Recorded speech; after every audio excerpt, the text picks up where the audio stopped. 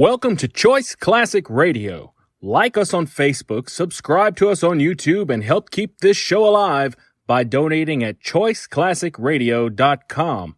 For more of your favorite old-time radio shows, join us on our companion podcast, Choice Classic Radio Detectives, where we bring to you tales from the greatest detective shows the golden age of radio had to offer.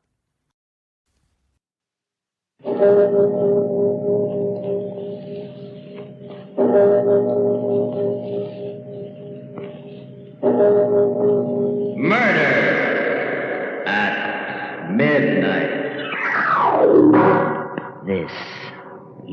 This is the place for it. Deep down under the city, under the earth. The concrete cold and damp as the stone of a mausoleum. The question is, which one of them shall it be? You, sir? You with the gray hair and the briefcase. Allow me to introduce myself. I am Death.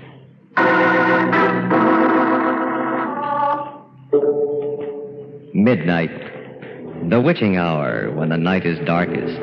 Our fears the strongest. And our strength at its lowest ebb. Midnight. When the graves gape open and death strikes. How? You'll learn the answer in just a minute. In The Man Who Was Death.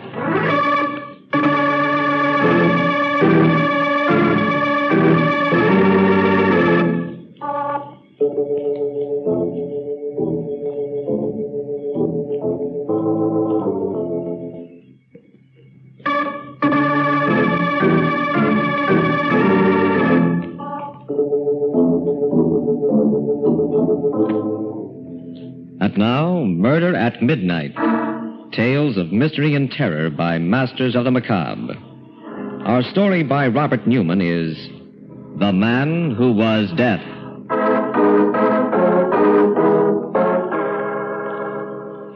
It's late afternoon in the studio of Jan Rolfe, the sculptor. The rays of the setting sun come through the smoke-filmed glass of the skylight at an angle, casting long, dark shadows on the dusty floor. His face intense, Rolfe stands before a more than life-size head of gray granite, cutting away some of the hard stone, then pausing to examine his work. It's still not right. I still haven't got it. And I don't know where I've gone wrong. The eyes, they would be brooding and half-closed. But shouldn't they be all-seeing? Let's try it. Who's that? Who's there? It's Aline, Mr. Rolfe. Aline Moffat. Aline? Oh, yes.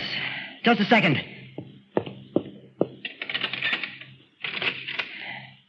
What is it, Aline? I told you I wouldn't be able to get here until late, Mr. Rolfe, that I was going to be modeling for Clayton in the early afternoon, but you said it didn't matter. Oh, yes, I forgot. If you don't need me, don't feel like working. No, it's all right. Maybe it would help if I worked on something else for a change. Come on in. Something else? Oh, that head. Is that the first time you've seen it? Yes. You always kept it covered up before. It looks very powerful. Powerful, eh? Go on over to it, closer. Tell me who you think it is. All right. It's a man. Pretty big man. Man. I knew it wasn't right. But if that's all you get out of it... Where's that mallet? Mr. Rolfe, what are you going to do? This, I'm going to smash it! Almost 6 months' work, but... There!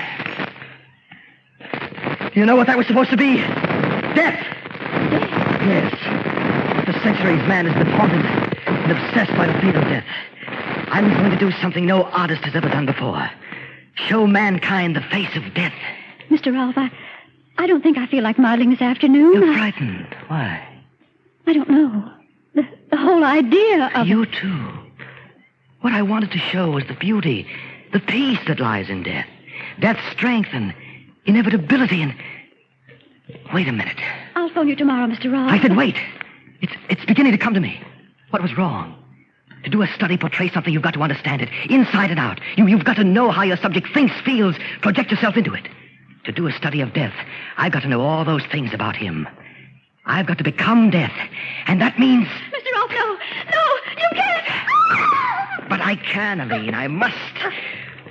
How can I understand death, become death, if I don't kill?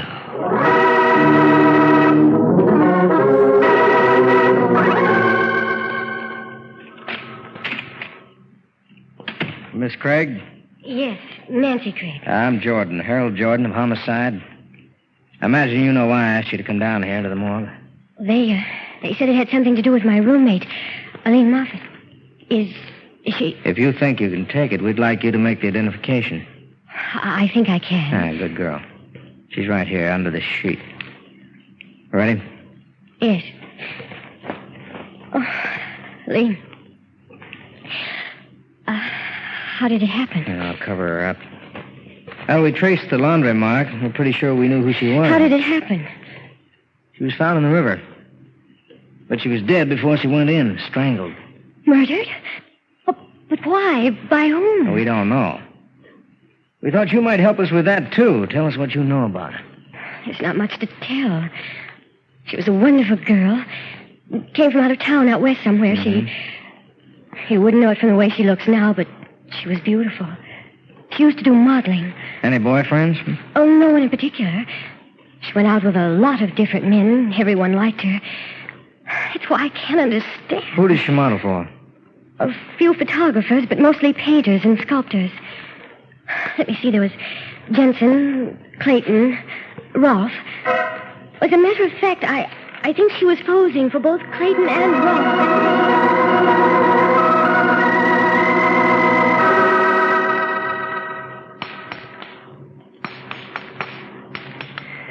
Better this time, much better. Things I can put into it that I never knew. Never felt before. Now, let's see. No! Still not right. Still something missing and not just a shade of expression, but something basic, one of the keys to the whole concept. But what? Haven't I played Death's role, killed just as he does? Haven't I... Wait, that's it. Of course. Is that how death strikes? Without thought, on the spur of the moment? No. He picks and chooses. Decides just who shall die and who shall not. What's missing is the consciousness of power. The knowledge that there is no appeal from death. That he is the supreme authority. And that means that... Yes, I must kill again. And this time... Who's that? Police department. Can we come in and talk to you for a minute? Why, yes, of course. Just a second. Police. They don't know anything. They can't know. But I better cover this up.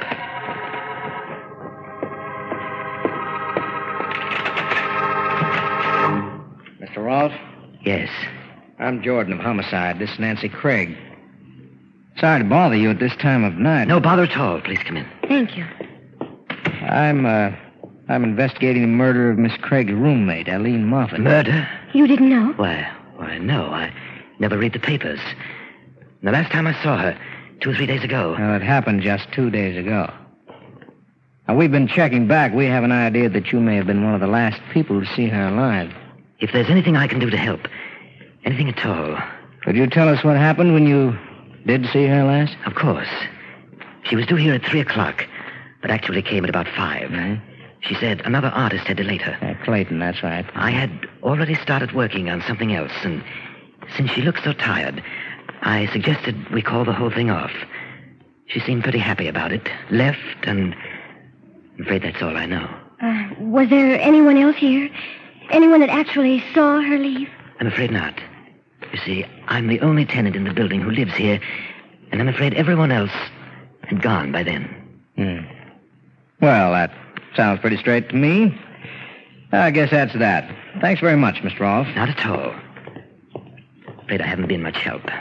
But if you can think of anything I can do... We'll keep in touch with you. And in the meantime, well, maybe you should start reading the papers, just every once in a while, huh? Right. I hope you read them too, my friend. Especially tomorrow's papers. Because I have a feeling that there just might be something in them that will interest you.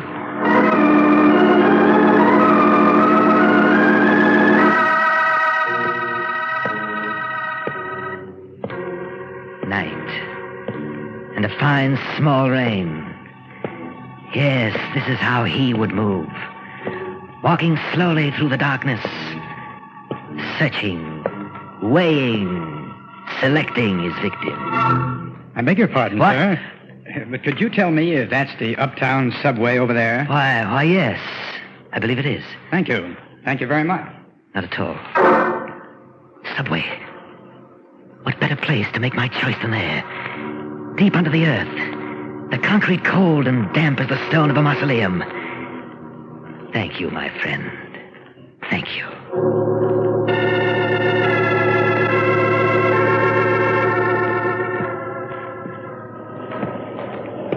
Yes, this is it. This is the place. The tunnel dark as a yawning grave. The platform edge like the verge of infinity. And this is how he must feel. Studying. Selecting. Which one of you shall it be? You, madam, with the worn coat and the draggled hat. Why are you looking at me like that? Do you know what's in my mind? Don't be afraid. It won't be you. You, young man, with the books and the glasses? No. Then what about... Yes. Down there at the end of the platform, my friend who suggested this. My prosperous-looking friend with the gray hair and the briefcase. Don't look up at the track so impatiently. A train is coming. But so am I. Good evening. I beg your pardon, sir, but I'm afraid... Oh, I didn't recognize you at first. Why, you're the chap... Directed you down here, yes. But I felt that you should know exactly who it was you spoke to. Allow me to introduce myself. I am Death. What? What do you mean? What are you doing to me? Let go! Let go!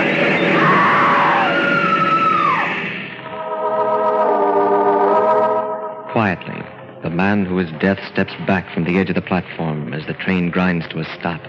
The woman screams. And somewhere in the distance, a clock strikes 12 for... Murder at midnight.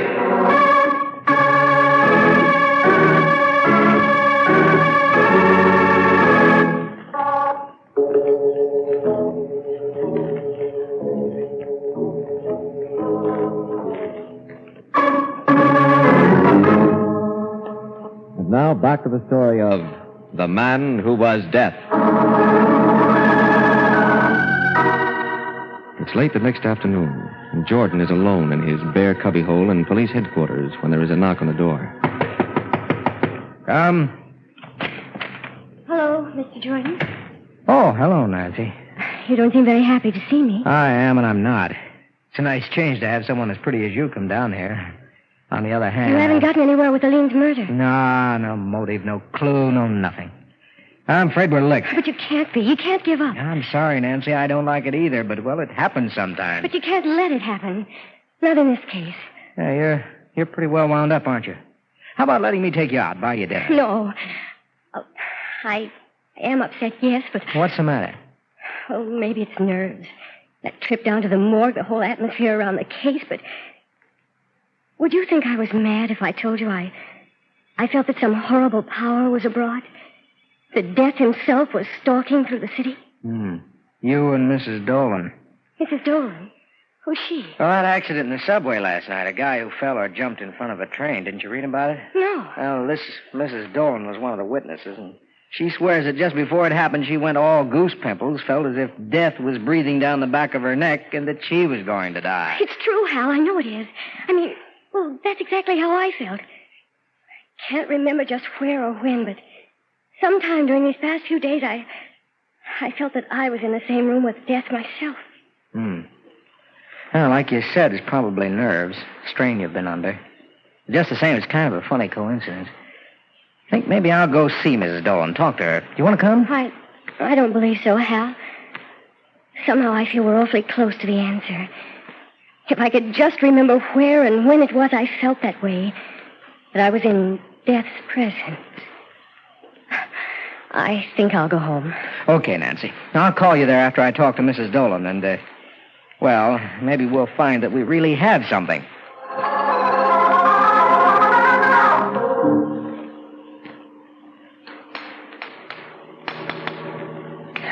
Just a little more off the cheekbones. Get the gaunt feeling of a skull under the flesh. No, it's still not right. Still something missing. But what is it this time? Didn't I stalk and select my victim? Didn't he recognize me for what I was? Death himself. And didn't... Wait, of course. It's never just the victim alone who knows, fears, and fights against death. It's all of society, medicine, science, the police. All of man's resources from time immemorial lined up against death. And he still triumphs over them. That is the secret and the measure of his omnipotence. That is the last missing element. And that means that I must kill yet again. And this time, not just, but the whole world must know it. And be powerless to stop me. This time, who's that? Who's there? Nancy Craig, Mr. Ross. I don't know if you remember me. Nancy? Oh, yes, just a second. I'm awfully sorry to be bothering you again, That's but... perfectly all right. Isn't Mr. Jordan with you? No, I came alone. Well, there was a little experiment I wanted to try. Oh, please come in. Thank you. Just what was this experiment? Well, it was probably pretty silly, but I had to try it. Thinking back, I had a queer feeling that... What's that? A bust. Something I'm working on. Something I hope will be my masterpiece. Do you like it? I'm afraid No. Oh, it's awful. It's terrible. It was here that I felt it. Here in the studio, and you... Yes, Nancy. It was I who killed a lean Moffat. And also a gray-haired gentleman with a briefcase in the subway last night. That piece in the paper, Mrs. Dolan. Exactly. You see, that bust over there is a study of death. And to do a study, you must project yourself inside your subject. That meant I had to become death. Where are you going? Out of here, you're mad. No good, Nancy, no good. I locked the door when you came in. Oh, but you can't. Oh, you can't. Help! Help me! Help! No good either. We're 5 stories up, and all the other tenants have gone. You came here at a very opportune time for me. I had just decided I needed one final victim. And I'm afraid that's going to be you. I'll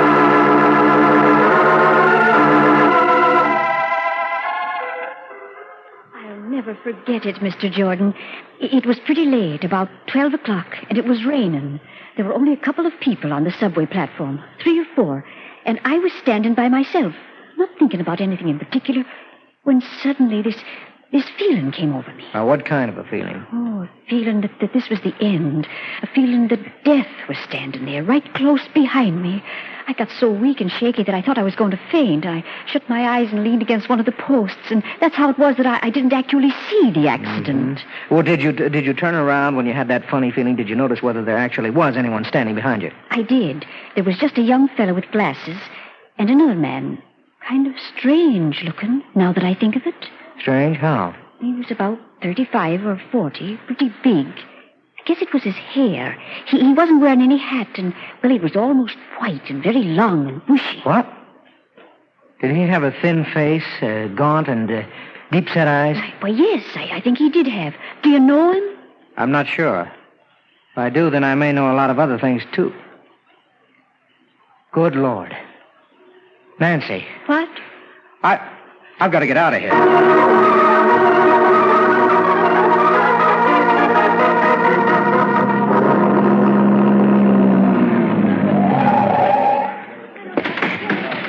Just a second, young fellow. Where do you think you're going? In there. No one's going to... Hanrahan. Oh, there you are, Jordan. Where the blazes have you been? What do you mean? What's going on? A devil of a business. A lunatic in the top floor studio there. He phoned headquarters, asked for you, said that he had a girl there that he was going to murder. Said that he wanted us to know, even though there was nothing we could do to stop him.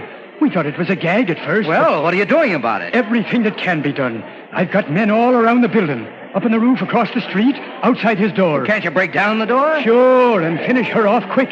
He said that if we tried it, he'd bash her brains out with that big hammer that he's working with. But there must be something. A Tommy gun from the roof across the street. He's got her right in front of him, so that if you got him, you'd get her too.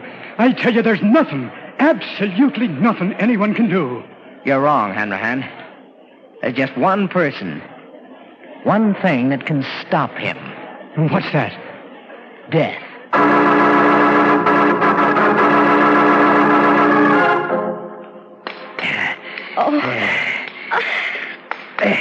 You're getting impatient, my dear. Oh, why are you doing this? You know you can't get away with it. Get away with it. You think I care? That it matters to me whether I live or die when I finish this? I'll never be able to surpass this, but neither will anyone else. I know now how death must feel, and I've caught it forever, for all men to see in stone. Yes, friend Rob, you have. And you've made me very proud. What? Who's that? You don't know? Even though I've been on your mind for months now? Even though you're just finishing my portrait? You? Where are you? Where would I be? Everywhere. Outside in the hall. Down in the street. Here in the studio with you. Can you be seen? I must see you. I must. Very well. Walk this way. Over towards the door. A little further. Little further. All right, here I am, Rolf. Maybe I don't look the way you thought I would. Jordan. Yes. Now drop that mallet and get your hands up. It was you, and I thought... Get him up, Rolf, I said. I'll get Okay, you. if that's the way you want it. Help! It's okay, baby. It's all over now. Have you loose in a minute? Jordan, are you all right? Yes, break the door down if you want to come in. I'm busy. Oh, you got him. But how? I talked to him through the vent pipe from up on the roof. I figured that if he was crazy enough to do all the things he did do, he might be crazy enough to believe death could pay him a visit. When I'd maneuvered him far enough away from Nancy here, I jumped through the skylight. Hal, look. Good Lord. What is it? That bust he was working on. He said it was a study of death. And in a way, I guess it is. Because it's a self-portrait.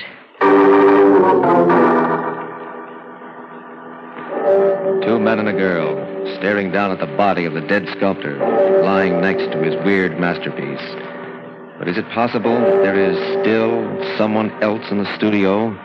An unseen presence that has been there since the clock first struck 12 for murder at midnight.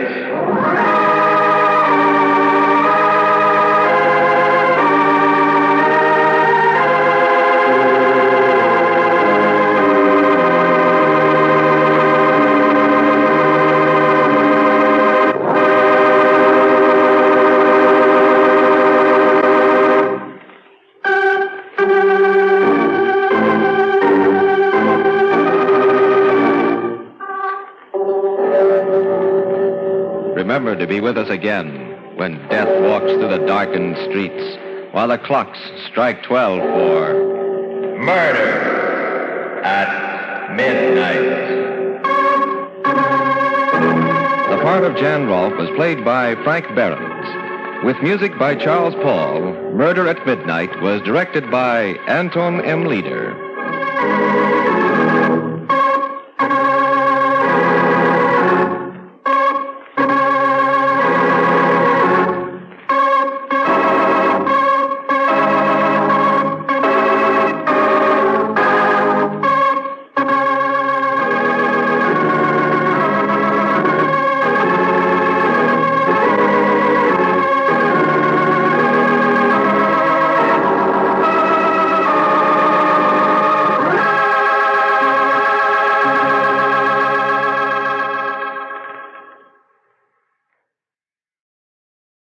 That concludes today's episode. We'd like to thank you and remind you to donate at choiceclassicradio.com. Remember, your donations make episodes like this possible.